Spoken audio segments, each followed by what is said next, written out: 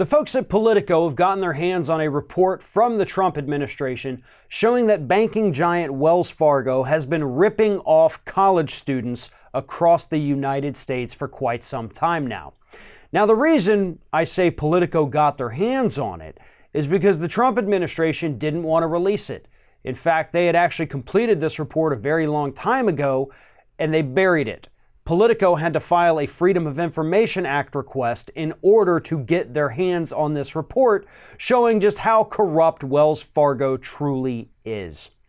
And here's what we found out. First and foremost, this report was put together by the Consumer Financial Protection Bureau. And yes, it says right there in their name, they're the bureau in the federal government that's supposed to be protecting consumers from financial scams and crimes, which is exactly what was outlined in this particular report that they decided not to release to the public. And it's a big one. Here's what happened. Wells Fargo, as other banks do, they make deals with colleges so that colleges will promote this bank to their students saying, hey, come get a student Visa card, a student MasterCard, debit card, whatever it is, with this particular bank. They're one of our partners. You know, maybe you get a discount in the bookstore, the coffee shop here on campus, whatever it is, use this bank instead of other banks. Wells Fargo is one of the banks that was paying colleges to go out there and tell their students to use their services instead of their competitors.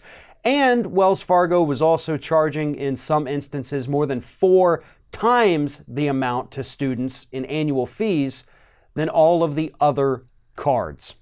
In fact, Wells Fargo, making up only 25% of the entire student debit card racket, they still pulled in the majority, more than half, of the annual fees that students in the United States were paying.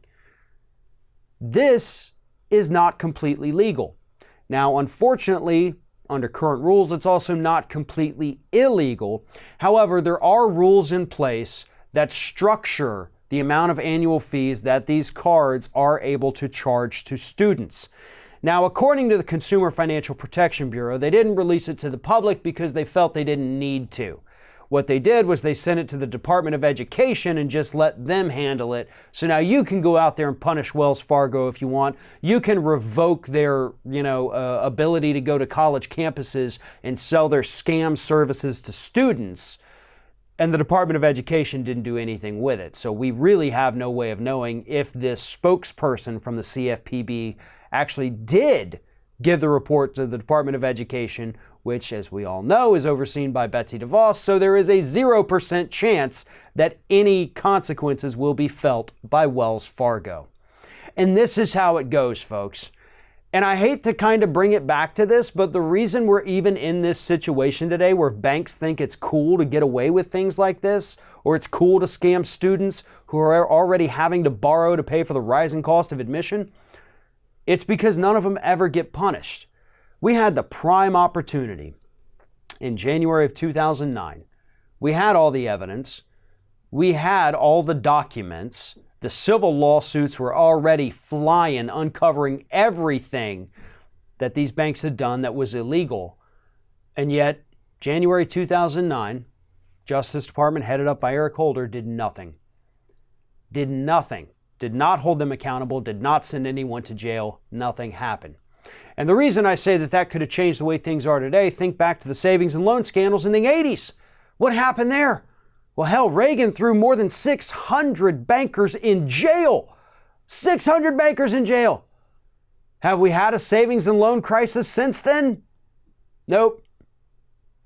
Not saying that 100% solved the problem, but it sent a very clear message to bankers that if you do something illegal, we're going to put you in prison. That message hasn't been sent since the 1980s, and neither party, apparently right now, is willing to send that message today. And until that message is sent, we're going to see more criminal activities from these banks. We're going to see them rip off consumers left and right because we now have a Consumer Financial Protection Bureau that is completely toothless and unwilling to even do their job. So yeah, expect more crimes, expect more fraud, and expect more scams until we get somebody in the U.S. Department of Justice that isn't afraid to put a white-collar criminal in prison.